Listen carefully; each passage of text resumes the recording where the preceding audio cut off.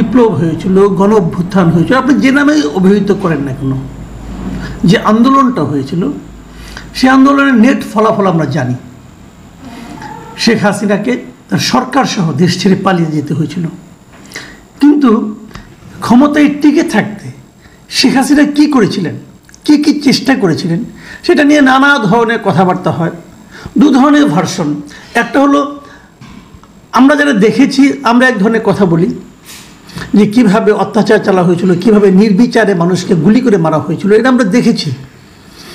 সেটার পেছনে যে কারণেই থাক না কেন, শেখ হাসিনার পক্ষ থেকে, আওয়ামী লীগের পক্ষ থেকে অথবা তার অনুগতদের পক্ষ থেকে যে ব্যাখ্যাই দেওয়া হোক না কেন, বাস্তবতা হলো প্রায় 1000 খানেক লোক মানুষকে নির্মমভাবে হত্যা করা হয়েছিল। আবার বিপরীত দিকে শেখ হাসিনা যারা অনুগত আছেন তারা কিন্তু এই দাবিটা করেছেন যে তারা এই ধরনের কোনো কিছু চালায়নি, বরঞ্চ কিছু ঘটনা ঘটেছে যেগুলো নাকি বাইরের লোক এসে করেছে। ওই বোরখা পরা একটা তত্ত্ব কিন্তু আমরা দেখেছি, গুলি কত মিলিমিটারে সেই তত্ত্বও দেখেছি। এগুলো বলার চেষ্টা করা হয়েছিল যে বাইরের কোনো শক্তি এখানে ইনভলভ হচ্ছিল এবং তারাই এগুলো করেছে মানুষকে উস্কে দেওয়ার জন্য। দু ধরনের কথাই কিন্তু আমরা শুনেছি। তো দরকার ছিল আমাদের জন্য একটা নিরপেক্ষ তদন্ত। তো সেই তদন্তের একটা তদন্ত কিন্তু আমরা অলরেডি আজকে পেয়েছি। সেটা হলো জাতিসংঘের পক্ষ থেকে একটা তদন্ত করা হয়। জাতিসংঘের মানবাধিকার বিষয়ক হাই কমিশন তারা একটা তদন্ত করেন এবং সেই তদন্তটা প্রকাশিত হয়েছে। তারা 2024 সালের 1 জুলাই থেকে 15 আগস্ট পর্যন্ত সংঘটিত ঘটনা প্রবাহ বিশ্লেষণ করে তারা যে তথ্য অনুসন্ধান প্রতিবেদন প্রকাশ করে সেটা 114 পৃষ্ঠার। এবং সেই সময়ে তারা নাটেনশীল মানে মূলভাবে যেটা হয়েছে সেটা হলো ওই সময়ের নৃশংসতা ও মানবতা বিরোধী অপরাধের জন্য বিগত সরকার, শাসক দল আওয়ামী লীগকে তারা সরাসরি দায়ী করেছে। সরকার বলতে সরকার প্রধান শেখ হাসিনা এবং তার মন্ত্রী এবং তার যত ইনস্ট্রুমেন্ট আছে, যতগুলি তার প্রতিষ্ঠান আছে, বিভিন্ন গোয়েন্দা সংস্থা, এদের সবাইকে দায়ী করা হয়েছে। এবং সেখান থেকে তারা কী পেয়েছে, আমি ওনাদের বক্তব্য থেকে কয়েকটা জিনিস আপনাদের একটু অবহিত করার চেষ্টা করি। যেমন তারা বলেছে যে স্বৈরাচারী সরকার, নিরাপত্তা বাহিনী, গোয়েন্দা সংস্থা এবং দল ও সহযোগী সংগঠনকে যুক্ত করে মাত্রাতিরিক্ত বল প্রয়োগ করেছে। তাদেরকে যে যুক্ত করেছে সরকারের নিরাপত্তা বাহিনীকে, গোয়েন্দা সংস্থাকে এবং দল এবং সহযোগী সংগঠন যেগুলো ছিল সবগুলিকে তারা যুক্ত করেছে এবং সবগুলিকে যুক্ত করেই তারা মাত্রাতিরিক্ত বল প্রয়োগ করেছে। এবং তারপর আর কি করেছে, বিচার বহির্ভূত হত্যা, নির্বিচার মারণাস্ত্র দিয়ে গুলি, গ্রেপ্তার, নির্যাতন, চিকিৎসা পেতে বাধা দেওয়ার মতো গুরুতর মানবাধিকার লঙ্ঘন করেছে। আর কি করেছে, কেন করেছে এগুলো, সেটা কে করেছে সেগুলো বলা হয়েছে। যেমন মূলত ক্ষমতায় টিকে থাকতে আন্দোলনকারীদের উপর মাত্রা অতিরিক্ত বল প্রয়োগের সরাসরি নির্দেশ দিয়েছিলেন তৎকালীন প্রধানমন্ত্রী শেখ হাসিনা ও সাবেক স্বরাষ্ট্রমন্ত্রী আসাদুজ্জামান খান কামাল। ক্লিয়ার জিনিসটা ওনাদের কিন্তু অনুসন্ধানও না বলেছেন যে এই কাজটা মূলত করেছেন শেখ হাসিনা এবং তৎকালীন স্বরাষ্ট্রমন্ত্রী। এবং সেই কাজগুলো করার জন্য তারা কারে কারে ব্যবহার করছে সেটাও আপনারা শুনতে পেলেন। এখন এগুলি তারা এই যে ইনফরমেশনগুলি তারা দিল, এই যে তথ্যগুলি তারা সংগ্রহ করেছে কোত্থেকে, এটা সংগ্রহ করার জন্য তারা কিন্তু এই দেশে এসেছিল, তারা কয়েকদিন থেকেছে। তারা ঢাকা ছাড়াও চট্টগ্রাম, রংপুর, রাজশাহী, খুলনা, বগুড়া, সিলেট এবং গাজীপুর এই 8টা শহরে তারা অনুসন্ধান চালিয়েছে, কারণ এই শহরগুলিতেই বেশি মাত্রায় বিক্ষোভ হয়েছিল। এবং তারা সেখানে যে ঘটনা প্রবাহের যারা ক্ষতিগ্রস্ত, যারা ঘটনা প্রবাহের সাক্ষী ছিল, এমন প্রায় 230টিরও বেশি তারা সাক্ষাৎকার নিয়েছে। এবং এছাড়া সরকার, নিরাপত্তা বাহিনী, রাজনৈতিক ব্যক্তিদেরও এরকম প্রায় 36টার মতো সাক্ষাৎকার নিয়েছে। এই যে 36টা সাক্ষাৎকার নিয়েছে তার মধ্যে সরকারের বর্তমান এবং সাবেক উভয় ধরনের কর্মকর্তারাই ছিলেন। ওই সময় যারা কর্মকর্তা ছিলেন তেমন লোকও সেখানে ছিলেন। এবং ওই যে বললাম যে সরকারের বিভিন্ন সংস্থাকে কাজে লাগানো হয়েছিল, এই সংস্থাগুলি কারা কারা, এদের মধ্যে ছিল প্রতিরক্ষা গোয়েন্দা পরিদপ্তর মানে ডিজিএফআই, জাতীয় নিরাপত্তা গোয়েন্দা সংস্থা মানে NSI, national telecommunication monitoring cell NTMC, পুলিশের গোয়েন্দা বিভাগ মানে ডিবি, পুলিশের বিশেষ শাখা মানে SB, counter terrorism and transnational crime CTTC, এই সমস্ত ইউনিটগুলো এই যে মানবাধিকার লঙ্ঘনের মতো কাজ তারা করেছে।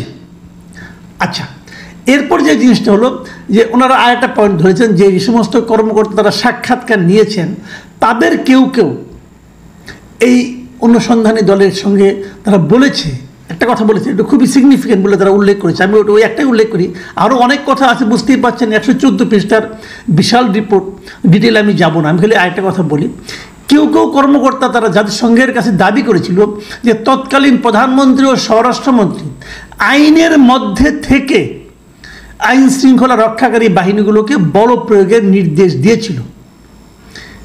তার মানে তারা দাবি করছে যে প্রাইম মিনিস্টার এবং স্বরাষ্ট্রমন্ত্রী তারা এরকম মানে অতিরিক্ত অথবা এখতিয়ার বহির্ভূত পদক্ষেপ নিতে নিরুৎসাহিত করেছে, বলেছে আইন যতটুকু পারমিট করে ঠিক ততটুকু যেন তারা করে, এই ধরনের কথা ওই সরকারি কর্মকর্তারা বলেছে।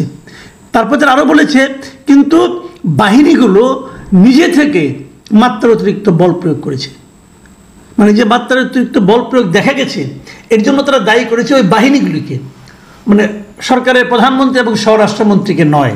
তার মানে স্বরাষ্ট্রমন্ত্রী এবং প্রধানমন্ত্রী নাকি চায় নাই যে এরকম গুলাগুলি হোক, ওই বাহিনীর লোকেরা নিজ দায়িত্বেই করেছে, এরকম কথা বলেছেন ওই সরকারি জ্যেষ্ঠ কর্মকর্তারা, মানে সচিব পর্যায়ের দুজন কর্মকর্তা হয়তো হবেন।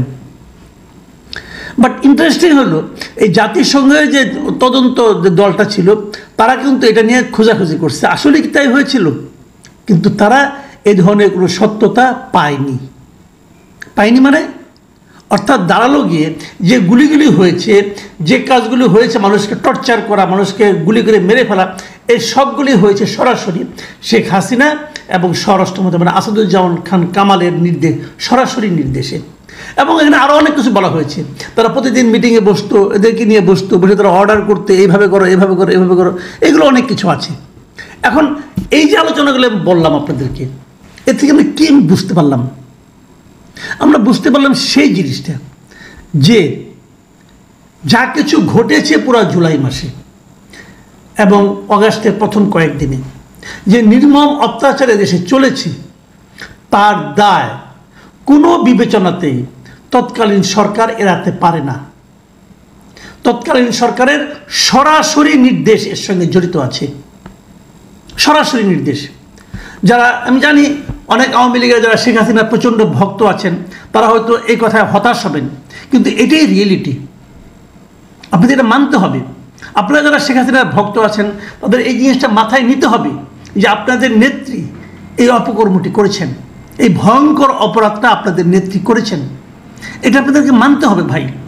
যদি আপনি না মানেন দুঃখ পাবেন, কিন্তু সত্য কখনো মিথ্যা হয়ে যাবে না। আরও অনেক তদন্ত হবে, হয়তো আপনি বলবেন যে এই সরকার ইন্টেনশনালি তদন্ত করেছে, এই সরকার ইচ্ছে করে একটা ভুল তদন্ত করেছে, এই সরকার হাসিনার বিরুদ্ধে হাসিনাকে অপরাধী প্রমাণ করার জন্য করেছে, কিন্তু এটা তো সরকার করে না, এটা জাতিসংঘ তদন্ত করেছে। কাজে এই তদন্তকে আপনি যদি উড়িয়ে দেন, আপনি দিতে পারেন, কিন্তু সেটা গ্রহণযোগ্য হবে না, মানতে হবে আপনাকে, এটাই সত্য, এটাই নিয়তি। আপনাদের নেত্রী এই কাজটা করেছে এবং শুরু থেকে আমি বলে আসছি এবং আগেও বলেছি, আওয়ামী লীগকে যদি ঘুরে দাঁড়াতে হয় আপনারা শেখ হাসিনাকে চিন্তার বাইরে রাখেন। উনি খুনি, একজন জাস্ট একজন খুনি, উনি এবং ওনার স্বরাষ্ট্রমন্ত্রী খুনি, এবং এদের এই গণহত্যার দায় এদের বিচার হবে। যদি আদালত বিচার করতে ভুল করে, যদি আদালত বিচার করতে না পারে, দেশের মানুষ তার বিচার করবে। এবং আমি মনে করি যে এরা ছাড়াও আওয়ামী লীগের নেতৃত্ব দেওয়ার মতো অনেক লোক আছে, আওয়ামী লীগের লোকদের হতাশ হওয়ার কোনো কারণ দেখি না আমি। আপনারা বুঝবেন যে এই আওয়ামী লীগকে কেবল দেশটাকে কেবল না, আওয়ামী লীগকেও এই নেতৃবৃন্দ, আপনাদের এই যে আওয়ামী লীগের যে সর্বশেষ নেতৃবৃন্দ, তারা ডুবিয়ে দিয়ে গেছে। এদেরকে নিয়ে ভাসার চেষ্টা করেন না, এরা শেষ, এদেরকে বাদ দিয়ে চিন্তা করেন, কেবল তাহলে আওয়ামী লীগের সামনে একটা সম্ভাবনা আছে। এটা শুনে আবার কেউ কেউ বলবেন আমি তো আওয়ামী লীগের দালাল, আমি আওয়ামী লীগের সাধারণ সম্পাদক হতে চাই। না ভাই, এখানে দালালির কোনো বিষয় না। আমি এদেশের মানুষের জন্য, এদেশের জন্য যেটা ভালো হবে, এদেশের রাজনীতির জন্য যেটা ভালো হবে, সেটা আমি যেভাবে বুঝি আমি কেবল সেই ব্যাখ্যাটাই করছি। আমি এই সরকারেরও বিরোধী না, আমি আওয়ামী লীগেরও বিরোধী না, আমি বিএনপিরও বিরোধী না, আমি কারো দালালও না। আমি আমার উপলব্ধিটা কেবল আপনাদের সঙ্গে শেয়ার করি। আপনারা যদি এর সঙ্গে দ্বিমত পোষণ করেন জানাবেন, আমি সেগুলো নিয়ে আলোচনা করব। আমরা সমস্ত আলোচনার মাধ্যমে কারো দালাল না হয়ে, আপনারাও কারো দালাল হয়েন না ভাই। যার উপরে বিশ্বাস করবেন সেই আপনাকে হতাশ করবে, আমার অভিজ্ঞতা তাই বলে। কারোর উপর বিশ্বাস করার দরকার নাই। সে যতটুকু ভালো করবে ততটুকু প্রশংসা করবেন, যতটুকু খারাপ করবে তার সমালোচনা করবেন, সে যেই হোক না কেন। সেভাবে যদি ভাবতে পারেন কেবল তাহলেই দেশের জনগণ একটা প্রকৃত রাজনৈতিক দলকে ক্ষমতায় আনতে পারবে। না হলে আবার আরেকজন আসবে, আবার তার বিরুদ্ধে আন্দোলন করতে হবে। প্রিয় দর্শক, আজ আর কথা বাড়াবো না। যদি সময় হয়, সম্ভব হয়, এই রিপোর্টের ডিটেল নিয়ে পরে আলোচনা করব। এখন